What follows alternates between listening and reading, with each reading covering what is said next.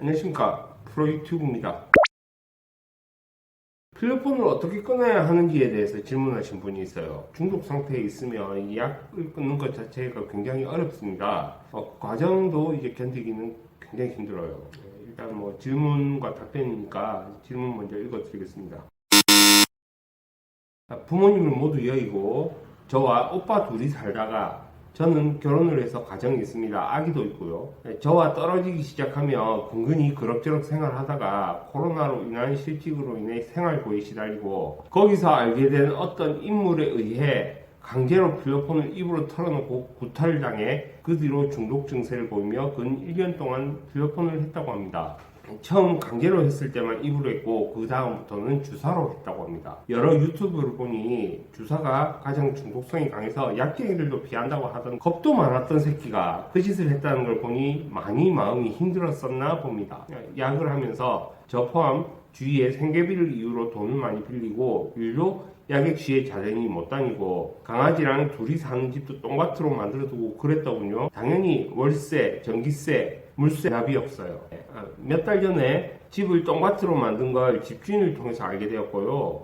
그걸 해결하니까 잠수를 타서 그때까지만 해도 연락 안 되던 오빠가 나타났어요. 경찰서에서 연락이 왔어요. 필로폰으로 잡혀있다고. 처음엔 이놈이랑 연 끊어야겠다 생각했지만 저 아니면 아무도 도움 줄 사람이 없는데 정신력으로 버티며 끊어야 하는 약이라는데 정신적으로라도 도움을 주고자 다시 한 번만 손을 잡아주려 합니다. 제가 그동안 생각한 건 저희 집에는 못 살고 근처 고시원에 살면서 매일 저녁은 우리 집에서 먹는다. 이후 제가 어차피 운동을 하니 훈련해서 운동을 할 예정입니다. 제가 생각하기에는 매일같이 일기를 쓰게 하고 그래서 제가 그걸 보고 코멘트를 다는 거예요. 위로의 말이라던가 이럴 땐 이러는 게 좋겠다 정도. 핸드폰에 위치 추적 어플을 깔게 하고요. 그렇게 함께 해보려고 합니다. 당분간은 저랑 둘이서만 병원은 마약 근절을 목적으로 한 무료 병원이 있는 것 같아서 지속적으로 보낼 생각입니다. 필로폰을 한번 하면 정말 끊기가 어렵다는데 끊는 사람이 있을까요? 저런 방법을 통해 나아질 수 있을지 너무 걱정되고 혼란스럽습니다. 필로폰을 했던 분이 끊게 되셨다면 무슨 이유였고 어떻게 끊었는지 그런 답변 주시면 정말 감사할 것 같아요. 유튜브 영상은 웬만한 건 다 봤습니다. 일어나서부터 자기 전까지 마약에 대한 대책과 해결 방법 내가 어떻게 해야 하나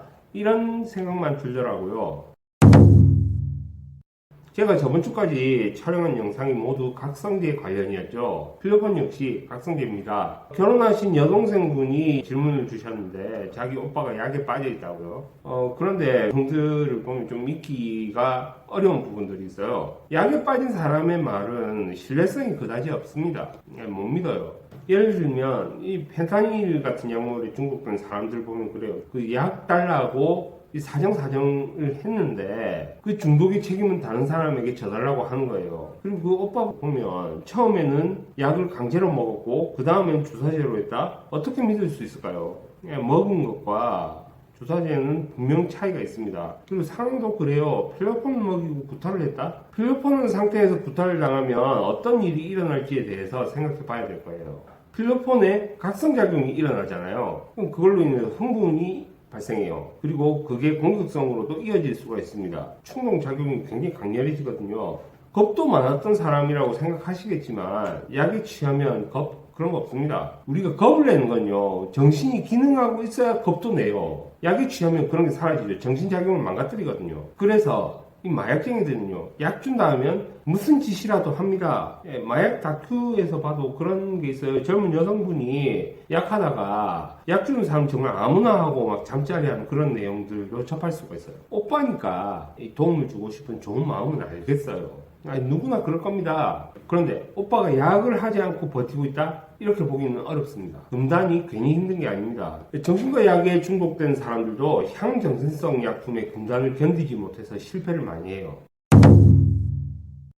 우리 몸의 체온은 36.5도를 늘 유지하죠. 정신도 마찬가지입니다. 정신도 늘 안정적인 정신 상태를 유지하고 싶어 해요. 그래서 그 균형을 맞추는 작용이 일어납니다.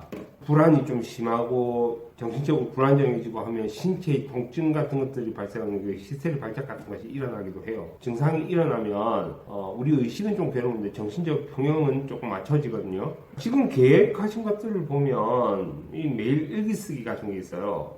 부수적으로 보면 좋아 보이긴 할 겁니다. 마약 문제를 심리적인 것으로 생각하기 쉬운데요. 신체적인 문제로 봐야 돼요. 특히나 이 마약 중독의 문제는요, 심리적인 거하고 좀 별개로 봐야 됩니다. 차라리 이 노동하는 게 훨씬 도움이 돼요.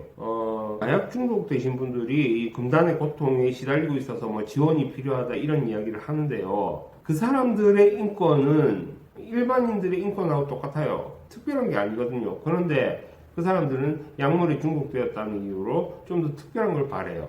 중독은 결핍으로 인해서 일어나는 게 아닙니다. 과잉으로 인해서 일어나는 거죠.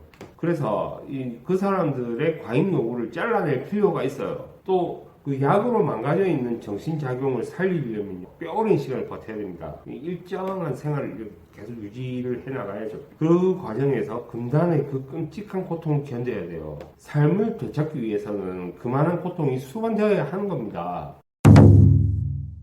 마약을 끊는 것이 전혀 불가능한 건 아니에요. 끊는 사람들의 존재는 있어요. 마약 중독자들의 인터뷰 같은 것을 보면 약을 절대로 해서 안 된다고 주장을 하잖아요. 그런데 약에 중독된 사람들의 말은 믿을 수 없다고 했죠. 약물 중독에 있는 사람들이 과연 그 약을 눈앞에 두고 그런 이야기를 하겠어요? 안 합니다. 약쟁이가 사람 보겠습니까? 약만 보죠. 각성제는 신체 장기에 손상을 가져온다고 저번 영상에서 이야기를 했어요. 그러면 신장부터 상했을 거예요. 그리고 그 손상은 점점 퍼져갔을 겁니다. 과거에 휴대폰 해가지고 막 해롱해롱한 사람들이 있어요. 이 사람들이 어떤 특별한 방법이 있어서 끊은 게 아닙니다. 물론 삶의 과정에서 한두 번 하다 그냥 그만둔 사람들도 있긴 해요. 그런데 계속 약을 했잖아요. 그럼 이 사람들한테 큰 병이 생겨서 이 장기가 손상이 됩니다. 그래서 여러 차례 수술을 받고 약 다음 죽는 그 상황까지 가요. 중독을 두고 사회적 질병이라고 합니다. 사회를 그렇게 병들게 한 것이니까 그렇게 이야기를 할 수가 있죠. 그래서 치료가 필요하다고 할 수 있습니다. 그런데 약물은 정신을 망가뜨린다고 했잖아요. 이 사람들에게 진짜 치료는 뭐냐? 처벌이에요. 저는 그렇게 생각하고 있어요. 이 사람들이 경험하고 있는 이 금단의 문제도요, 이 초자의 처벌하고 관계가 되어 있습니다. 그에 따른다면 이 질문자분의 오빠를 위해서는 경찰에 자수하고 처벌받아라. 이게 가장 좋을 수가 있어요. 물론 약물 중독에 노출이 되어서 고통스러운 사람들에게는 좀 듣기 싫은 얘기일 수도 있습니다. 하지만 이 중독의 문제는 결과적으로 이 처벌과 관련이 되어 있다는 거. 마찬가지로 이 초자의 처벌이 내려오기 때문에 의식이 괴로운 거거든요. 그럼 오늘 영상 여기까지 하도록 하겠습니다.